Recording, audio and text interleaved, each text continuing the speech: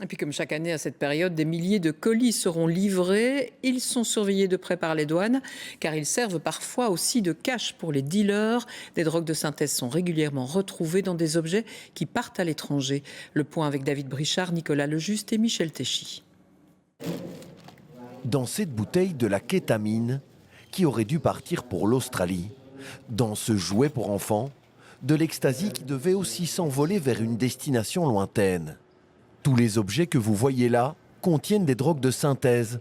Avant d'être interceptés par les douanes, c'est sous forme de colis postaux qu'ils allaient être mis dans un avion. Ce qu'on constate, c'est que les saisies, quand on saisit, c'est des grandes quantités. Donc on est saisi par 5000 pilules.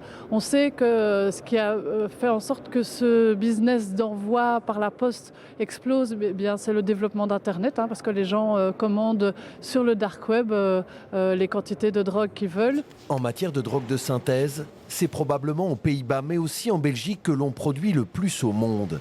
Cette marchandise part à l'étranger pour une grande partie depuis notre pays. Parmi les 6 destinations les plus fréquentes, il y a entre autres les États-Unis, l'Australie ou le Canada. Pourquoi? La raison est simple. Pour les trafiquants, c'est que ce sont des pays vers lesquels la drogue est revendue beaucoup plus cher parce que les gens ont par exemple plus de risques au niveau pénal. Il y a un gros business à faire et la marge de bénéfice est importante dans ce genre de pays. Les criminels n'ont pas de limite en matière de créativité. Et ils le savent, il est impossible de vérifier tous les colis postaux qui quittent le territoire belge ou qui arrivent. On parle de plus de 200 millions de colis chaque année.